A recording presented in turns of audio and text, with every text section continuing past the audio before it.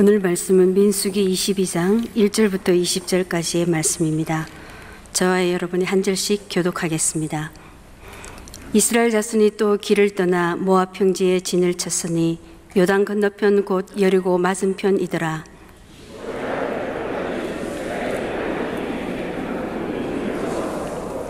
모압이 심히 두려워하였으니 이스라엘 백성이 많음으로 말미암아 모압이 이스라엘 자손 때문에 번민하더라.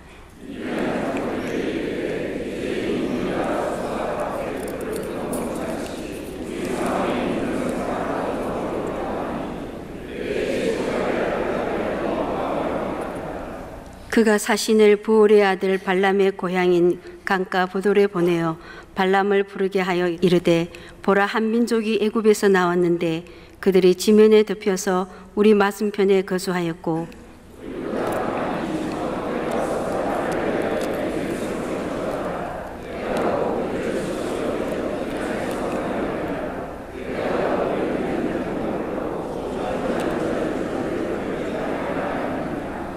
모압 장로들과 미디안 장로들이 손에 복채를 가지고 떠나 발람에게 이르러 발락의 말을 그에게 전하매,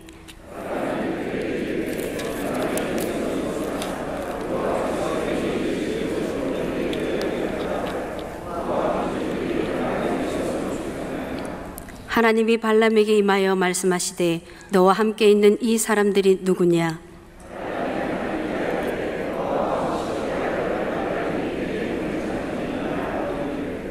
보라, 애굽에서 나온 민족이 지면에 덮였으니 이제 와서 나를 위하여 그들을 저주하라.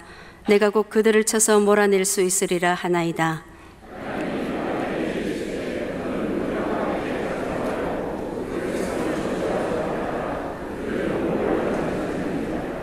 발람이 아침에 일어나서 발락의 귀족들에게 이르되, 너희는 너희의 땅으로 돌아가라.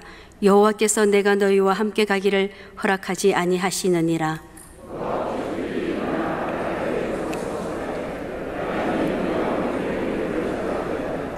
발락이 다시 그들보다 더 높은 고관들을 더 많이 보내매,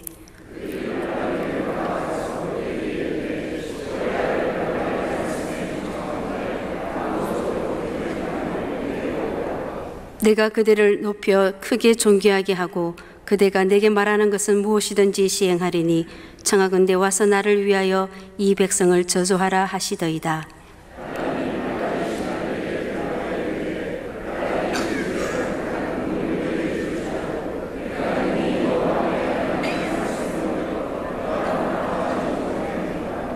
그런즉 이제 너희도 이 밤에 여기서 유숙하라. 여호와께서 내게 무슨 말씀을 더하실는지 알아보리라.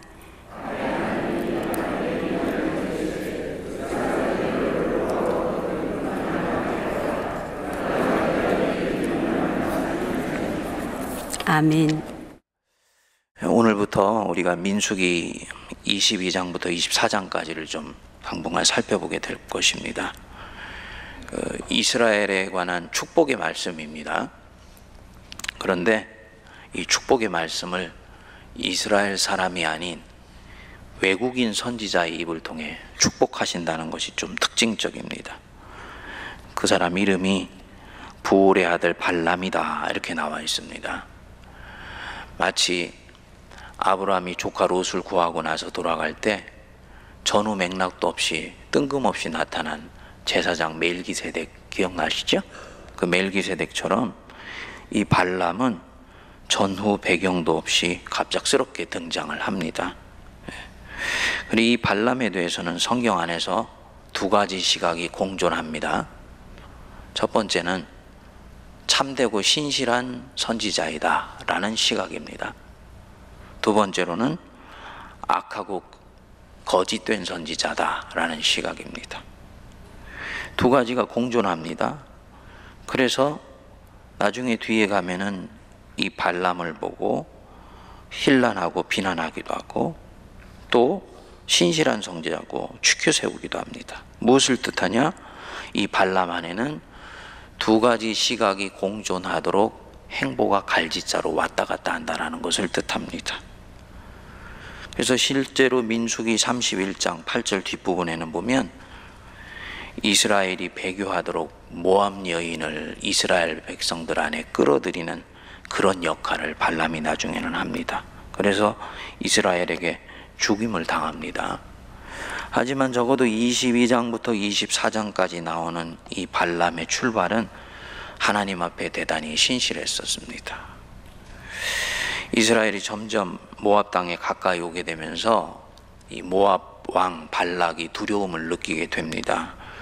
군사력으로는 제압할 수 없다는 것을 알게 되고는 당시에 돈을 받고 자신의 군사적인 원수를 저주해주는 환상가인 발람을 찾아가게 됩니다. 아마도 대단히 신령한 그런 환상가고 선지자였던 것 같습니다. 말에 축복과 저주가 실질적으로 역사할 수 있다는 것을 믿은 것입니다. 그런데 이 모압 왕의 복채를 준 청탁에 대해서 발람이 대단히 신실하게 반응을 합니다. 8절 여러분 한번 보십시오. 발람이 그들에게 이르되 이 밤에 여기서 유숙하라. 여호와께서 내게 이르시는 대로 너희에게 대답하리라. 찾아오기는 이 모압 왕 발락이 복채를 주면서 자신들에게 치고 들어오는 지금 이 이스라엘 백성들을 저주할 수 있도록 해달라고 요청을 했는데, 여호와께서 내게 이르시는 대로 너희에게 대답하리라 하고 거리를 두게 됩니다. 그리고는 하나님께 물었지요. 그랬더니 하나님이 뭐라고 대답을 하셨습니까? 12절 한번 보십시오. 하나님이 발람에게 이르시되 너는 그들과 함께 가지도 말고 그 백성을 저주하지도 말라. 그들은 복을 받은 자들이니라. 하나님께서 이 이스라엘 백성들을 저주하는 것이 아니고 축복하라고 말씀을 하신 것입니다. 그러니까 이 발람이 이 말을 듣고는 그대로 가서 이야기를 합니다. 그러니까 다시 이 발락이 더 고관의 신하들을 보내고 더욱더 큰 유혹을 하면서 이 발람에게 유혹을 하지요. 17절 우리 같이 한번 읽어보겠습니다. 내가 그대를 높여 크게 존귀하게 하고 그대가 내게 말하는 것은 무엇이든 실행하나니 청하건대 와서 나를 위하여 이 백성을 저주하라 하시더이다. 유혹이지요. 네가 원하는 것은 무엇이든지, 그것이 돈이든 권력이든 부귀영화든 다 줄 것이다. 이 이스라엘을 저주하라. 다시 말씀드려서 네가 하나님의 말씀을 굳게 하고 그 말씀을 변질시켜서 말을 해라. 그리하면 네가 부귀영화를 누릴 수 있게 될 것이다. 누구를 위해 그렇게 하라는 것입니까? 모압 왕 발락을 위해서 그렇게 하라는 거예요. 그리고 그것이 선지자인 당신을 위한 것이다 라고 얘기를 하는 것입니다. 대부분 여기서 넘어갑니다. 대부분 여기서 넘어갑니다. 오늘날 목사들도 여기서 넘어갑니다. 깨어 경성에 있지 않으면 넘어가는 거예요. 왜? 살아남아야 되니까. 좋은 일도 살아남아서 해야지. 하나님 일도 먹고 살고 나서 하는 거야. 우리 속에서 우리에게 그렇게 얘기를 합니다. 그래서 보신하면서 사는 것이, 몸을 보호하면서 사는 것이 지혜라고 생각을 하면서 하나님 말씀을 버리는 것이 아닙니다, 여러분. 버리는 게 아니에요. 굽게 하는 것입니다. 굽게 하는 것. 하나님 말씀을 슬쩍 굽어 돌려서 백성들에게 전하고 듣고자 하는 사람에게 전하는 것입니다. 왜냐? 백성들이나 이 발락은 그 말을 듣고 싶어 하기 때문입니다. 여기서 이 거짓 선지자와 참 선지자의 이 구분이 결정되게 됩니다. 그리고는 그것 때문에 하나님 말씀을 버리게 되는 거지요. 여러분, 1계명 기억나시죠? 너는 나 여호와 외에는 다른 어떤 신도 네게 있게 하지 말라. 불쌍하게 절해서 우상숭배가 아니냐. 오늘날 한국교회는 목회자들부터 모든 성도들에 이르기까지 직접 간접적으로 다 일계명을 범하고 삽니다. 다 우상 숭배합니다. 불상에게 절하기 때문에 아니지요. 제사상 차려놓고 조상신에게 절하기 때문이 아니지요. 하나님 외에 다른 어떤 것을 하나님 자리에 앉혀놓는 것은 다 우상이라는 것, 여러분 꼭 기억하십시오. 내가 하나님 사랑하는데 솔직히 하나님 옆에 물질이 있습니까? 우상 숭배하고 있는 것입니다. 내가 하나님을 사랑하는데 그 하나님 옆에 명예와 권력이 같이 하나님과 대등한 위치를 차지하고 있나요? 이 사람 하나님을 버린 것이 아닙니다. 하나님 여전히 뛰고 있어요. 그런데 하나님도 사랑하지만은 하나님만큼이나 돈이나 명예나 권력을 사랑하는 것입니다. 우상 숭배입니다. 근데 믿음이 어느 정도 있는 분들은 이 부분은 구별을 합니다. 돈, 명예, 권력에 하나님을 향한 내 마음을 절대로 대체할 수가 없다. 그런데 이 우상이 좀 더 복잡해지면 분별이 어려워집니다. 이 우상이 내 자아가 될 때, 내 자식이 될 때는 좀 더 어려워집니다. 예? 예.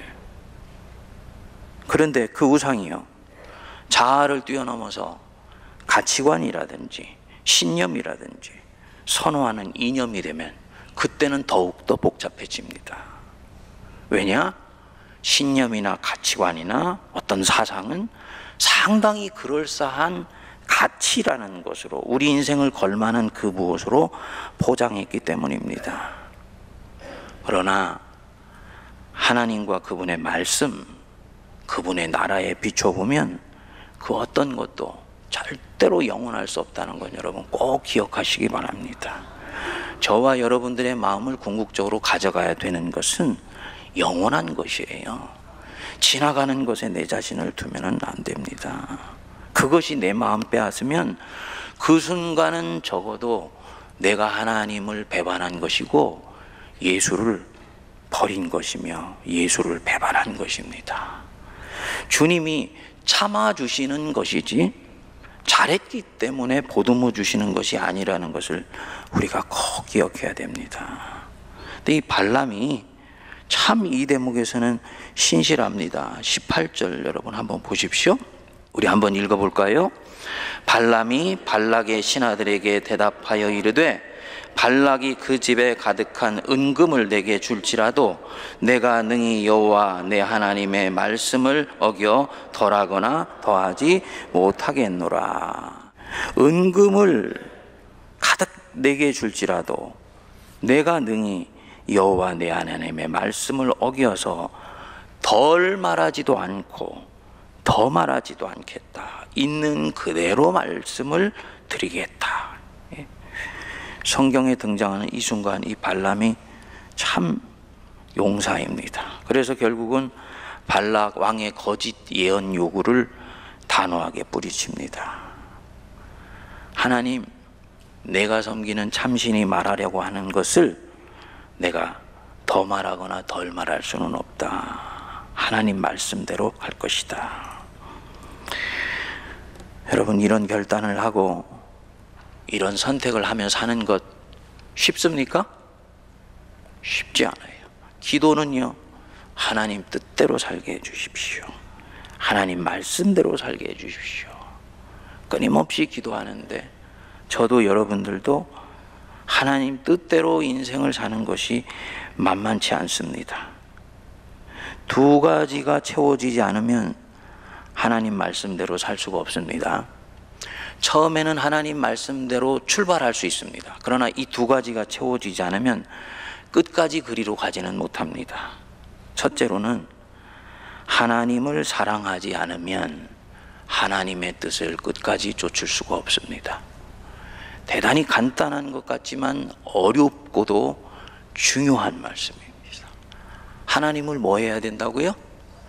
사랑하셔야 돼요. 하나님의 뜻을요, 계명이나 율법이나 명령의 조항으로 쫓으려고 하면 50리 가는 경주길에서 10리 정도 가고 나면 여러분 가스가 다 떨어져 버리게 됩니다. 나머지 40리 갈 수 있는 힘이 나오지를 않아요. 완주할 수 있게 해주는 힘은 어디서 나오냐? 그 뜻을 말씀하시는 이가 하나님이시기 때문에, 내가 사랑하는 그분이기 때문에 나는 이 뜻을 쫓아가길 원합니다 라고 나올 때 이 사람 끝까지 주님을 쫓아갈 수 있습니다. 즉 내적인 힘이 있을 때 뜻을 쫓을 수 있다는 말씀입니다. 발람을 보니까 발락의 이 매력적인 유혹을 뿌리치는 내적인 힘이 있는 것을 볼 수가 있습니다. 그 18절 중간 부분에 보십시오. 내가 능히 여호와 내 하나님이야. 내 하나님. 내가 능히 여호와 내 하나님, my God, 내 하나님의 말씀을 어겨 덜하거나 더하지 못하겠노라. 하나님이 내 하나님이다. 하나님과 인격적인 사귐과 교제가 이 발람에게 있는 것입니다. 교리적으로 굉장히 도전이 되는 부분이지요. 이스라엘에게만 하나님이 나타나신 것이 아니고 이 발람에게도 나타났었다는 걸 말씀하는 것입니다. 그리고 이 발람이 이 하나님과 사귐이 있고 교제가 있었다는 것입니다. 하나님을 사랑하고 하나님을 경외하기 때문에 그 하나님께 충성할 수가 있습니다. 여러분, 하나님이 내 하나님이 되실 수 있게 되기를 바랍니다. 내 하나님이 돼야 돼요. 세문안교회 하나님이 되기 때문에 내 하나님이 되면 안 되고, 우리 세문안과 상관없이 그 하나님이 내 하나님이 되셔야지 나는 세상에 있는 이 발락의 유혹을 뿌리치면서 하나님의 말씀과 하나님의 나라를 끝까지 쫓아갈 수가 있습니다. 둘째로는 하나님의 뜻이 무엇인지를 바르게 온전히 알아야지 끝까지 쫓아가지요. 하나님에 대한 바른 이해가 필요하고 하나님에 대한 온전한 이해가 필요하다는 말씀입니다. 저와 여러분들이 성경을 읽고 또 읽고 묵상하고 곱씹고 마음에 새기는 이유가 바로 그것입니다. 여러분들이 이 민수기를 이때까지 한 5, 60년 믿은 분들은 얼마나 많이 읽었을까요? 그런데도 읽을 때마다 우리는 새롭게 그 말씀을 받기를 원합니다. 왜냐?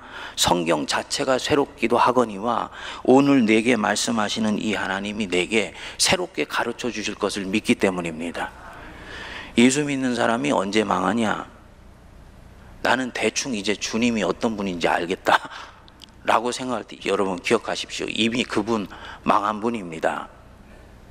하나님은 바르게 알아야 될 뿐만 아니라 온전히 알아야 됩니다. 온전히 안다는 말은 그분은 내 인생이 끝날 때까지 알고 또 알아도 끊임없이 새로운 분이고, 죽을 때까지 나는 하나님이 어떤 분인지 결국은 다 모릅니다. 그 하나님이 자신을 성경 속에서 드러내 주시지 않습니까? 그런데 어떻게 성경을 읽으면서 나는 이제 하나님 대충 다 알았고 하나님 뜻 알았다 생각하며 이제 내게는 명령만 하십시오, 나는 그렇게 살겠습니다 라고 명령의 조항에만 관심을 가질 것입니까?